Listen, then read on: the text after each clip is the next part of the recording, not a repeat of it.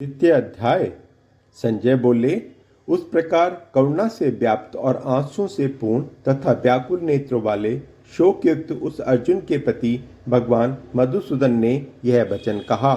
श्री भगवान ने बोले, हे अर्जुन, तुझे इस असमय में यह मोह किस हेतु से प्राप्त हुआ?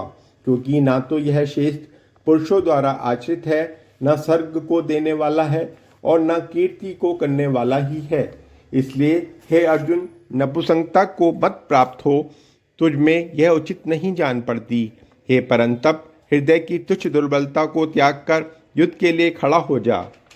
अर्जुन बोले, हे मधुसूदन, मैं रणभूमि में किस प्रकार बाणों से भीष्म पितामह और द्रोणाचार्य के विरुद्ध लड़ूंगा? क्योंकि हे अरिसूदन, वे दोनों ही पूजनीय हैं। इसलिए इन महानुभाव गुरुजनों को न मारकर मैं इस लोक में भिक्षा का अन्न भी खाना कल्याणकारक समझता हूँ, क्योंकि गुरुजनों को मारकर भी इस लोक में रुधिर से सने हुए अर्थ और कामरूप भोगों को ही भोगूंगा।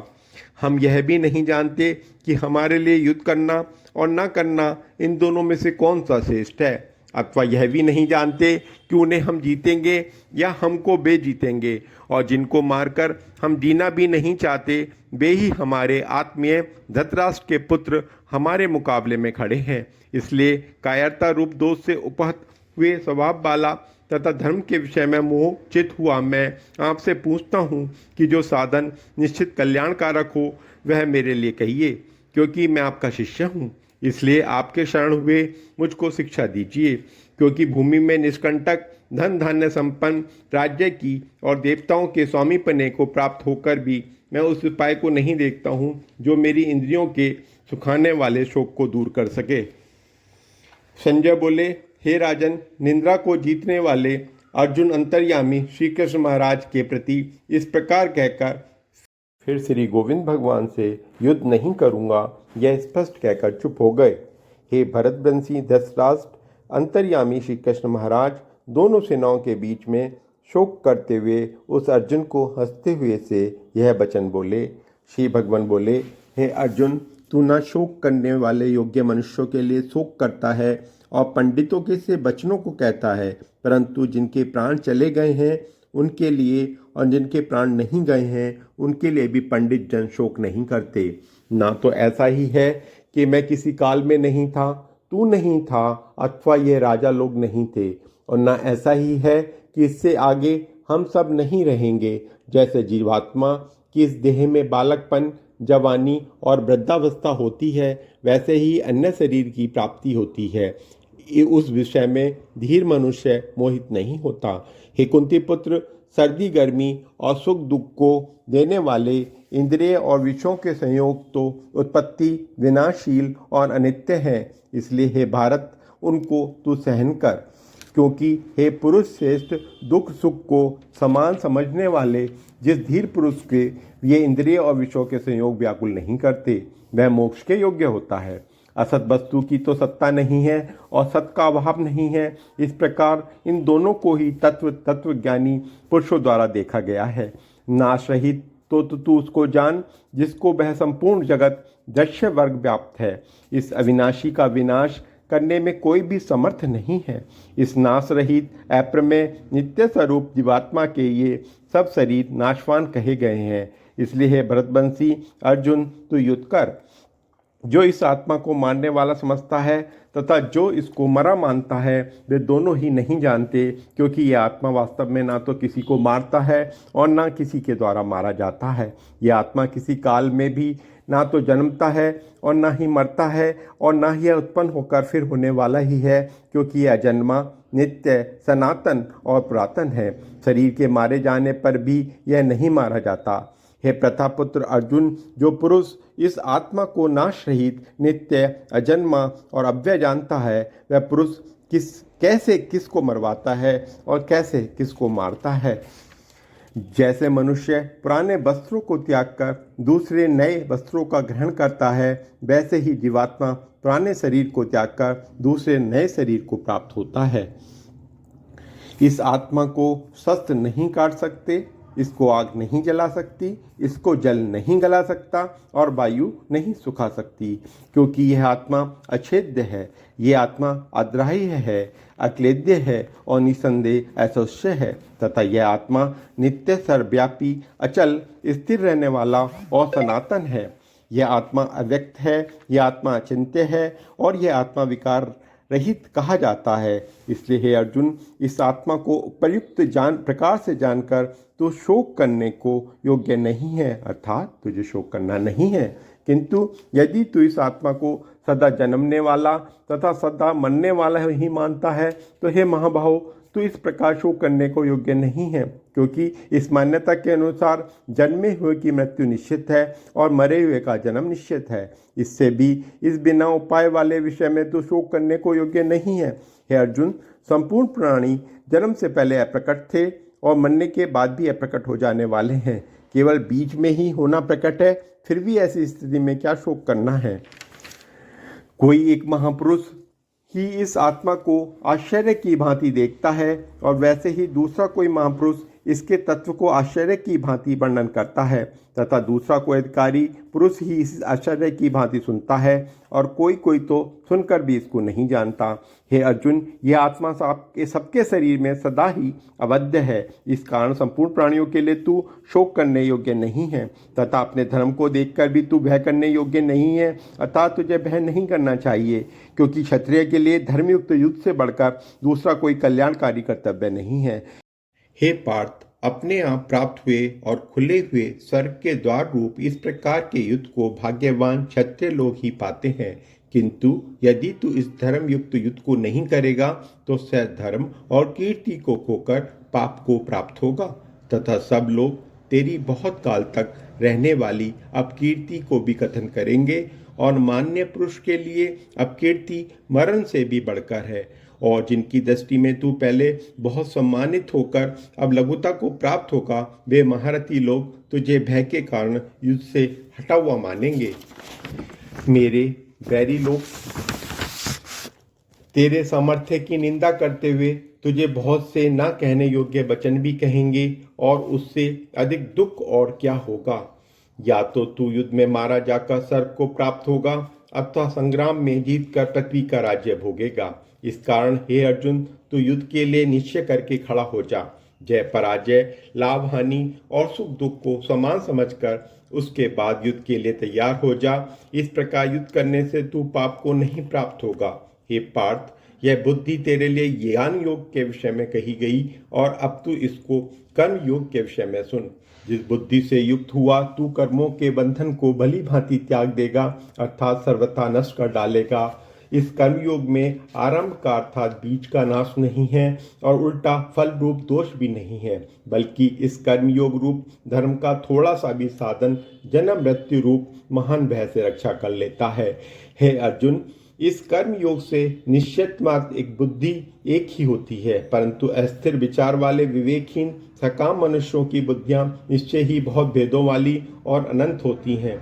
हे अर्जुन, जो भोगों में तन्मय हो रहे हैं, जो कर्म फल के प्रशंसक वेद वाक्यों में ही प्रीति रखते हैं, जिनकी बुद्धि में स्वर्ग ही परम प्राप्य वस्तु है और जो स्वर्ग से बढ़कर दूसरी कोई वस्तु ही नहीं है, ऐसा कहने वाले हैं, वे अविवेक की जन इस प्रकार की जिस पुष्पित अर्थात दिखाओ शोभायुक्त वाणी को कहा करते हैं, जो कि जन्म रूप कर्म फल देने वाली एवं भोग तथा ऐश्वर्य की प्राप्ति के लिए नाना प्रकार की बहुत सी क्रियाओं को वर्णन करने वाली है।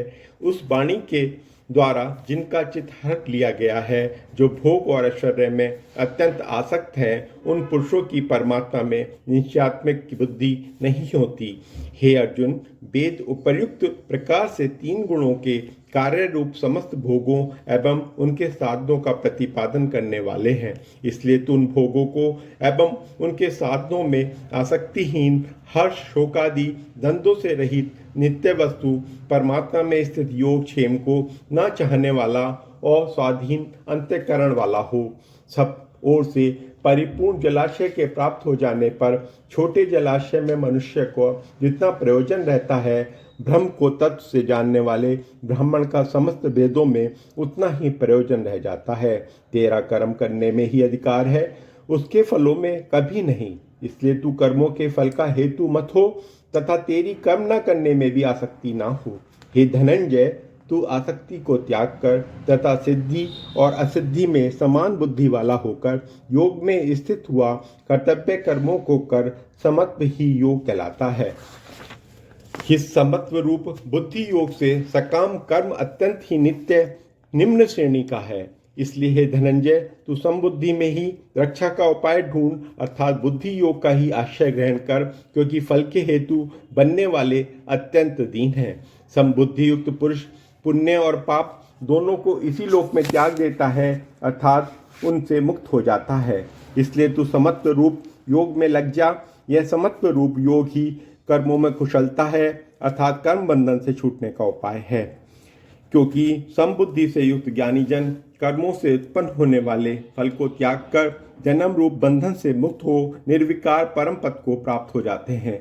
जिस काल में तेरी बुद्धि मोह रूप दलदल को भली भांति पार कर जाएगी, उस समय तू सुने हुए और सुनने में आने वाले इस लोक और परलोक संबंधी सभी भोगों को वैराग्य को प्राप्त हो जाएगा। भांति भांति वचनों को सुनने से विचलित हुई तेरी बुद्धि जब परमात्मा में अचल और स्थिर ठहर जाएगी, जब तू योग को प्राप्त हो जाएगा अर्थात तेरा परमात्मा से नित्य संयोग हो जाएगा। अर्जुन बोले, हे केशव, समाधि में स्थित परमात्मा को प्राप्त हुए स्थिर बुद्धि पुरुष का क्या लक्षण है? वह स्थिर बुद्धि पुरुष कैसे बोलता है, कैसे बैठता है और कैसे चलता है? श्री भगवान बोले, हे अर्जुन, जिस काल में यह पुरुष मन में स्थित संपूर्ण कामनाओं को भली भांति त्याग देता है और आत्मा में संतुष्ट रहता है, उस काल में वह स्थित प्रज्ञ कहा जाता है। दुखों की प्राप्ति होने पर जिसके मन में उद्वेग नहीं होता, सुखों की प्राप्ति में जो सर्वथा निष्प्रह है तथा जिसके राग भय और क्रोध नष्ट हो गए हैं, ऐसा मुनि स्थिर बुद्धि कहा जाता है। जो पुरुष सर्वत्र स्नेह रहित हुआ उस शुभ या अशुभ वस्तु को प्राप्त होकर न प्रसन्न होता है और न द्वेष करता है, उसकी बुद्धि स्थिर है। और कछुआ सब ओर से अपने अंगों को जैसे समेट लेता है, वैसे ही जब यह पुरुष इंद्रियों के विषयों से इंद्रियों को सब प्रकार से हटा लेता है, तब उसकी बुद्धि स्थिर है, ऐसा समझना चाहिए। इंद्रियों के द्वारा विषयों को ग्रहण न करने वाले पुरुषों के भी केवल विषय तो निवृत्त हो जाते हैं, परंतु उनमें रहने वाली आसक्ति निवृत्त नहीं होती। इस स्थित प्रज्ञ पुरुष की तो आसक्ति भी परमात्मा का साक्षात्कार करके निवृत्त हो जाती है। हे अर्जुन, आसक्ति का नाश न होने के कारण ये प्रमथन स्वभाव वाली इंद्रियां यत्न करते हुए बुद्धिमान पुरुष के बल को भी बलात् हल लेती हैं। इसलिए साधक को चाहिए कि वह उन संपूर्ण इंद्रियों को बस में करके समाहित हुआ मेरे परायण होकर ध्यान में बैठे, क्योंकि जिस पुरुष की इंद्रियां बस में होती हैं उसी की बुद्धि स्थिर हो जाती है। विषय योग का चिंतन करने वाले पुरुष को उन विषयों में आसक्ति हो जाती है। आसक्ति से उन विषयों की कामना उत्पन्न होती है और कामना से विघ्न करने पड़ने से क्रोध उत्पन्न होता है। क्रोध से उत्पन्न मूल भाव उत्पन्न हो जाता है। मूल भाव से स्मृति में भ्रम हो जाता है। स्मृति में भ्रम हो जाने से बुद्धि अर्थात ज्ञान शक्ति का नाश हो जाता है और बुद्धि का नाश हो जाने से यह पुरुष अपनी स्थिति से गिर जाता है। परंतु अपने अधीन किए हुए अंतःकरण वाले साधक अपने बस में की हुई राग देश से रहित इंद्रियों तथा विषयों में विचरण करता हुआ अंतःकरण की प्रसन्नता को प्राप्त होता है। अंतःकरण की प्रसन्नता होने पर इसके संपूर्ण दुखों का अभाव हो जाता है और उस प्रसन्न चित्त वाले कर्मयोगी की बुद्धि शीघ्र ही सब ओर से हटकर एक परमात्मा ही भली भांति स्थिर हो जाती है। न जीते हुए मन और इंद्रियों वाले पुरुष में निश्चयात्मक बुद्धि नहीं होती और उस एक मनुष्य के अंतःकरण में भावना भी नहीं होती तथा भावना रहित मनुष्य को शांति नहीं मिलती तथा शांति रहित मनुष्य को सुख कैसे मिल सकता है। जैसे जल में चलने वाली नाव को वायु हल लेती है, वैसे ही विषयों में विचरती हुई इंद्रियों में मन जिस इंद्रिय के साथ रहता है वह एक ही इंद्रिय इस अयुक्त पुरुष की बुद्धि को हल लेती है। इसलिए हे महाबाहो, जिस पुरुष की इंद्रियों के विषय में सब प्रकार की निग्रह हुई हैं, उसी की बुद्धि स्थिर है।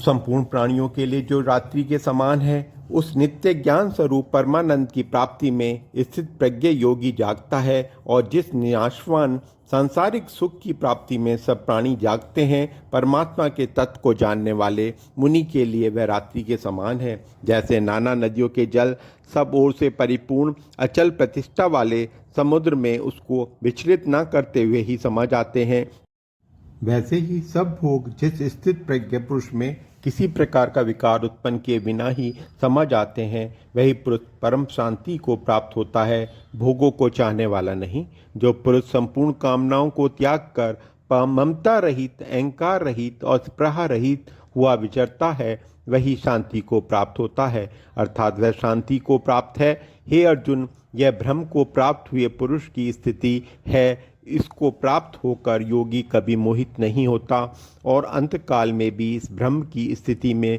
स्थित होकर ब्रह्मानंद को प्राप्त हो जाता है। द्वितीय अध्याय समाप्त।